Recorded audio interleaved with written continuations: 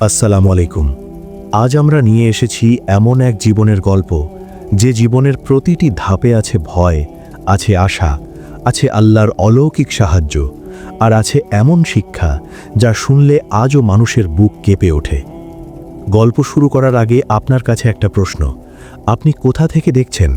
আর আপনি কি আমাদের নবী করিম মুহাম্মদ সাল্লাল্লাহু আলাইহি ওয়াসাল্লামকে ভালোবাসেন? কমেন্টে জানাবেন। চলুন শুরু করি আজকের গল্পটি। ভাবুন তো, একটি শিশুর জন্ম মানেই যখন মৃত্যুর পরোয়ানা, তখন সেই শিশুকে কিভাবে বাঁচানো যায়?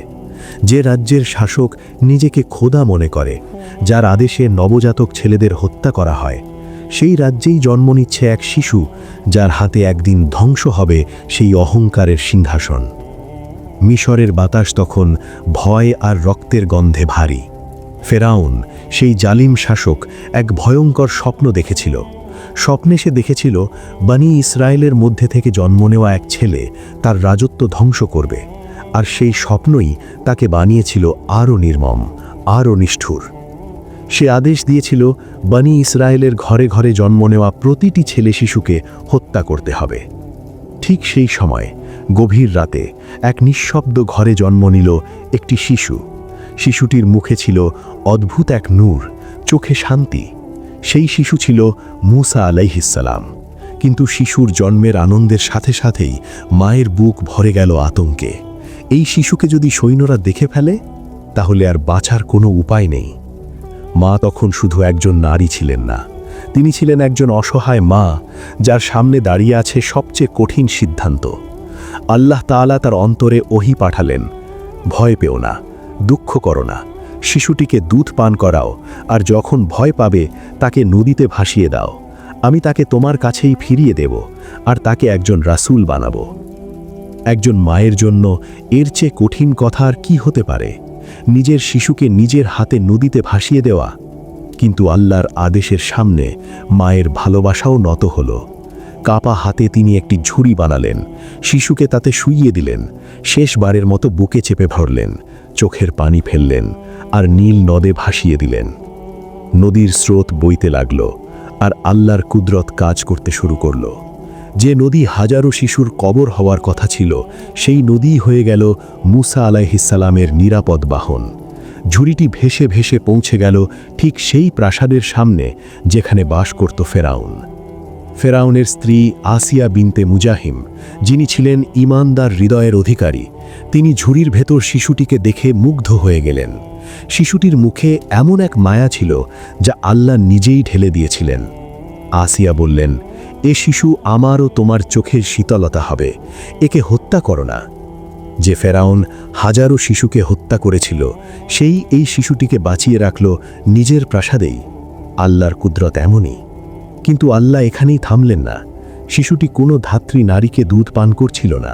ফেরাউনের প্রাসাদে হইচই পড়ে গেল। তখন মূসা আলাইহিস সালামের বোন দূর থেকে সব দেখছিল। সে এসে বলল, আমি কি এমন একজনকে দেখিয়ে দেব যে এই শিশুর যত্ন নিতে পারবে? এইভাবেই আল্লাহ শিশুটিকে তার মায়ের কাছেই ফিরিয়ে দিলেন, সম্মানের সাথে, নিরাপত্তার সাথে, প্রাসাদের ভেতরে। বছর যেতে লাগল। মূসা আলাইহিস সালাম বড় হতে লাগলেন ফেরাউনের প্রাসাদে, কিন্তু তার হৃদয় ছিল জালিমদের সাথে নয়, নির্যাতিতদের সাথে। তিনি দেখতেন কিভাবে বনী ইসরায়েলদের ওপর অত্যাচার করা হয়, কিভাবে তাদের দাস বানিয়ে রাখা হয়। একদিন তিনি দেখলেন এক কিপ্তি একজন বনী ইসরায়েলিকে মারধর করছে। মূসা আলাইহিস সালামের রক্ত তখন টকবক করে ফুটে উঠল। তিনি অন্যায় সহ্য করতে পারলেন না। তিনি এক ঘুষি মারলেন, আর আল্লাহর ইচ্ছায় সেই ঘুষিতেই লোকটি মারা গেল। মূসা আলাইহিস সালাম বুঝতে পারলেন এটা বড় ভুল হয়ে গেছে। তিনি আল্লাহর কাছে ক্ষমা চাইলেন, আর আল্লাহ তাকে ক্ষমা করে দিলেন। কিন্তু শহরে খবর ছড়িয়ে পড়ল, ফেরাউনের লোকেরা তাকে হত্যা করতে চাইল। এক ব্যক্তি দৌড়ে এসে বলল, হে মূসা, তারা তোমাকে হত্যা করার ষড়যন্ত্র করছে, তুমি এখান থেকে চলে যাও। এইভাবেই মূসা আলাইহিস সালাম প্রাসাদ, আরাম, ক্ষমতা সব ছেড়ে বেরিয়ে পড়লেন অজানার পথে। পায়ে জুতো নেই, পেটে খাবার নেই, শুধু আল্লাহর উপর ভরসা। তিনি পৌঁছালেন মদিয়ান নগরীতে। সেখানে তিনি দেখলেন দুজন নারী পশুদের পানি পান করাতে পারছে না। তিনি সাহায্য করলেন। তারপর ছায়ার নিচে বসে আল্লাহর কাছে দোয়া করলেন, হে আমার রব, তুমি আমাকে যা দান করবে আমি তার মুখাপেক্ষী। এই দোয়াই বদলে দিল তার জীবন। এই নারীদের পিতা ছিলেন হজরত শুয়েব আলাইহিসসালাম। তিনি মুসা আলাইহিসসালামকে আশ্রয় দিলেন, কাজ দিলেন, পরে কন্যার সাথে বিয়েও দিলেন। মুসা আলাইহিসসালাম শান্ত জীবনে প্রবেশ করলেন, কিন্তু আল্লাহ তাকে শুধু একজন রাখাল বানাতে চাননি। বছর শেষে এক রাতে তুর পর্বতের পথে অন্ধকারের মধ্যে তিনি আগুন দেখলেন। আগুনের কাছে গিয়ে তিনি শুনলেন এক মহিমান্বিত কণ্ঠ, হে মুসা, আমি তোমার রব। সেই মুহূর্তেই শুরু হলো নবুয়তের জীবন। তাকে দেওয়া হলো অলৌকিক নিদর্শন, লাঠি সাপে পরিণত হওয়া, হাত নূরের মতো ঝলমল করা। তাকে আদেশ দেওয়া হলো, ফেরাউনের কাছে যাও, তাকে আল্লাহর পথে ডাকো। মরুভূমির নীরবতা তখন গভীর। তুর পাহাড়ের সেই রাতে আল্লাহর সাথে কথা বলার পর মুসা আলাইহিসসালামের হৃদয় আর আগের মতো ছিল না। যিনি এতদিন নিজেকে একা মনে করতেন, আজ তিনি জানতেন আল্লাহ তার সাথে আছেন। কিন্তু সেই দায়িত্বও ছিল ভয়ঙ্কর। ফেরাউনের দরবারে ফিরে যাওয়া মানে ছিল নিজের মৃত্যুকে চোখের সামনে দেখা। তবুও আল্লাহর আদেশের সামনে কোনো দ্বিধা থাকল না। মুসা আলাইহিসসালাম বলেছিলেন, হে আমার রব, আমার বুকটা প্রশস্ত করে দাও, আমার কাজ সহজ করে দাও, আমার জিহ্বার জড়তা দূর করে দাও, যাতে তারা আমার কথা বুঝতে পারে। আর আল্লাহ তার দোয়া কবুল করলেন। তার ভাই হারুন আলাইহিসসালামকে তার সহযোগী বানিয়ে দিলেন। দুজন ভাই একসাথে রওনা হলেন মিশরের দিকে। যে মিশর একদিন তাকে মৃত্যু ভয়ে পালাতে বাধ্য করেছিল, আজ সেই মিশরেই তিনি ফিরছেন আল্লাহর রসুল হয়ে। নগরীর দেয়াল, প্রাসাদের মিনার, পাহারাদারদের বর্ম সবই যেন আগের মতোই, কিন্তু মুসা আলাইহিসসালাম আর আগের মানুষ নন। ফেরাউনের দরবার ছিল জাঁকজমকপূর্ণ। সোনার স্তম্ভ, দাসদের সারি, সৈন্যদের বর্মের ঝনঝন শব্দ, সব মিলিয়ে এক ভয় দেখানোর পরিবেশ। ঠিক সেই দরবারে দাঁড়িয়ে মুসা আলাইহিসসালাম স্পষ্ট কণ্ঠে বললেন, আমি আল্লাহর রসুল, বনি ইসরায়েলকে মুক্ত করে দাও। ফেরাউন হেসে উঠল। সেই হাসিতে ছিল তাচ্ছিল্য, অহংকার আর পাগলামি। সে বলল, আমি কি তোমাকে ছোটবেলায় লালন পালন করিনি? তুমি কি আমাদের ঘরেই বড় হওনি? তারপর তুমি একজনকে হত্যা করে পালিয়ে গেলে, আর আজ এসে নিজেকে রসুল বলছ? মুসা আলাইহিসসালাম শান্তভাবে বললেন, হ্যাঁ, আমি ভুল করেছিলাম, আর আল্লাহ আমাকে ক্ষমা করেছেন। কিন্তু আজ আমি এসেছি তোমাকে আল্লাহর পথে ডাকতে। ফেরাউন তখন নিজেকে খোদা ঘোষণা করল। সে বলল, আমি ছাড়া তোমাদের আর কোনো রব নেই। এই কথায় দরবারের মানুষ ভয়ে নীরব হয়ে গেল। কিন্তু মুসা আলাইহিসসালাম নীরব হলেন না। তিনি আল্লাহর নিদর্শন দেখানোর অনুমতি চাইলেন। তিনি তার লাঠি মাটিতে ফেললেন। মুহূর্তের মধ্যেই লাঠি পরিণত হল বিশাল এক জীবন্ত সাপে। দরবারে চিৎকার পড়ে গেল, সৈন্যরা পিছিয়ে গেল। তারপর তিনি তার হাত বের করলেন, তা হয়ে উঠল ঝকঝকে নূরের মতো উজ্জ্বল। ফেরাউনের মুখ ফ্যাকাশে হয়ে গেল, কিন্তু অহংকার তাকে সত্য মেনে নিতে দিল না। সে বলল, এ তো বড় জাদু, আমি তোমাদের সেরা জাদুকরদের ডাকব।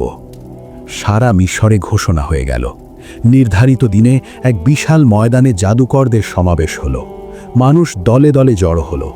ফেরাউন ভাবল, আজ সে মুসাকে অপমান করবে সবার সামনে।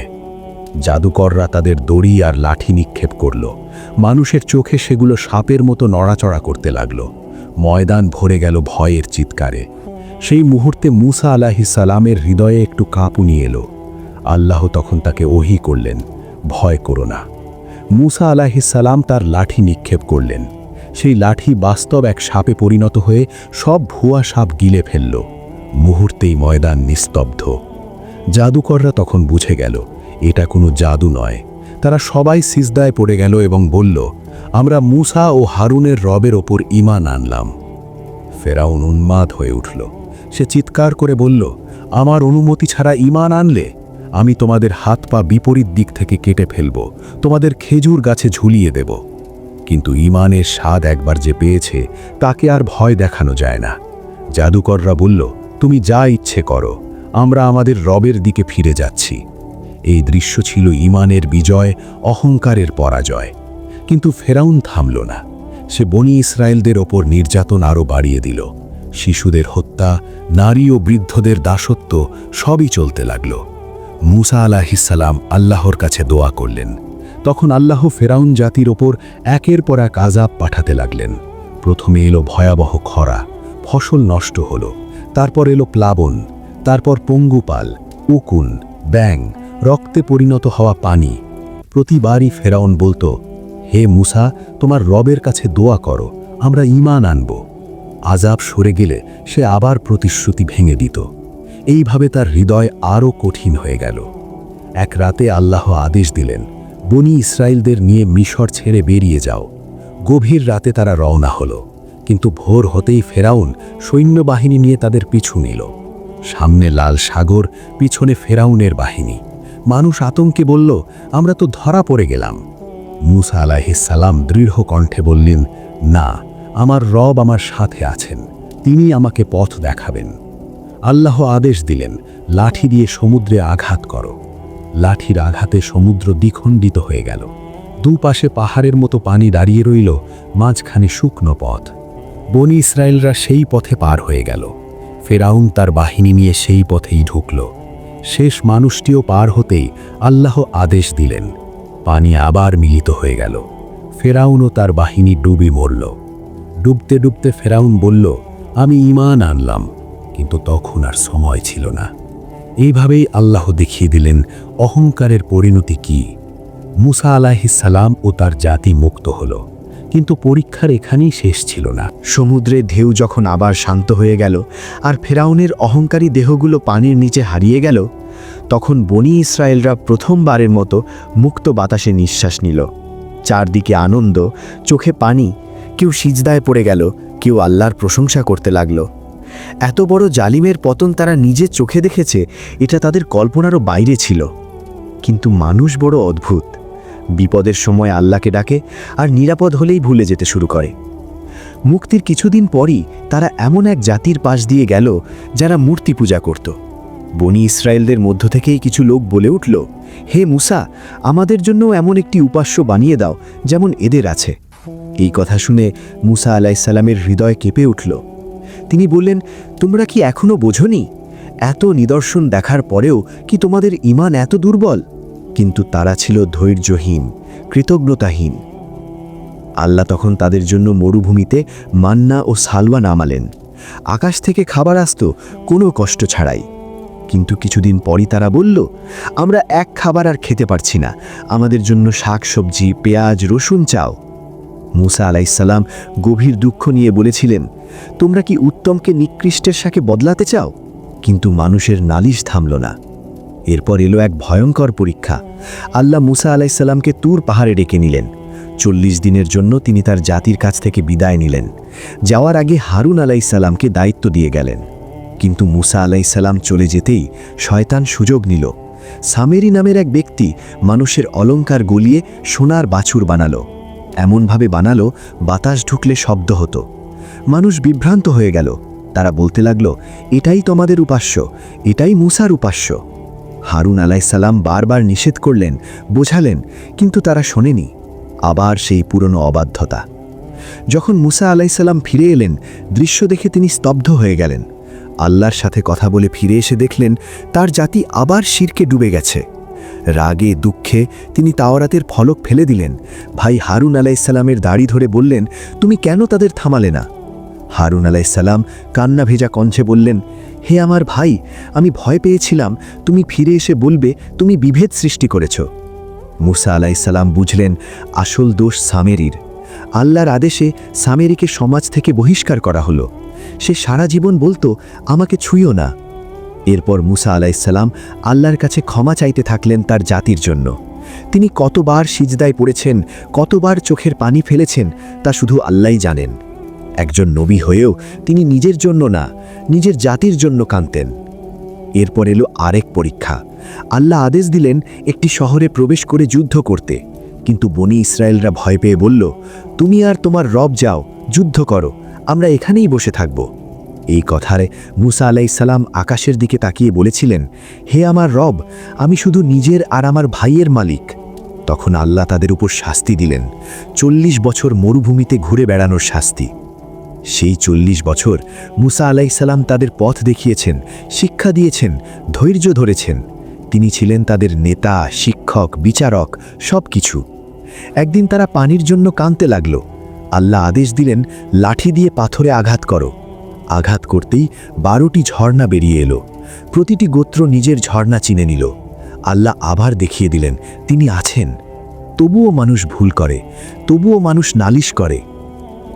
মুসা আলাইসাল্লামের জীবন ছিল সংগ্রামের জীবন। শাসকের সামনে দাঁড়িয়ে সত্য বলা, নিজের জাতির অবাধ্যতা সহ্য করা, বারবার ক্ষমা চাওয়া, সব কিছু মিলিয়ে এক কঠিন দায়িত্ব। জীবনের শেষ প্রান্তে এসে তিনি বুঝেছিলেন নেতৃত্ব মানে শুধু ক্ষমতা নয়, নেতৃত্ব মানে ধৈর্য, ত্যাগ আর আল্লাহর উপর পূর্ণ ভরসা। তিনি আল্লাহর কাছে দোয়া করেছিলেন, হে আমার রব, আমাকে পবিত্র ভূমির কাছাকাছি নিয়ে নাও। আল্লাহ তার দোয়া কবুল করেছিলেন। পবিত্র ভূমির সীমানার কাছাই তার ইন্তেকাল হয়। কোনো প্রাসাদে নয়, কোনো সিংহাসনে নয়, একজন রাখালের মতো, একজন আল্লাহর বান্দা হিসেবে। আজ তার নাম উচ্চারণ করলে মনে পড়ে লাঠির আঘাতে সমুদ্র ভাগ হওয়া, আগুনের মতো জ্বলন্ত ঝোপ, অহংকারী ফেরাউনের পতন। কিন্তু তার চেয়েও বড় অলৌকিকতা ছিল তার ধৈর্য, তার ঈমান, তার আল্লাহর উপর ভরসা। এই গল্প আমাদের শেখায়, আল্লাহ যাকে বেছে নেন তার পথ সহজ হয় না, কিন্তু তার শেষটা হয় শান্তির। আজকের ভিডিও এখানেই শেষ। ভিডিওটি ভালো লাগলে সাবস্ক্রাইব করুন, শেয়ার করুন আর কমেন্টে লিখে জানান এই গল্পের কোন অংশটা আপনার হৃদয়ে সবচেয়ে বেশি স্পর্শ করেছে। আল্লাহ আমাদের সবাইকে মুসা আলাইহিস সালামের মতো সত্যের পাশে দাঁড়ানোর তৌফিক দান করুন। আমিন।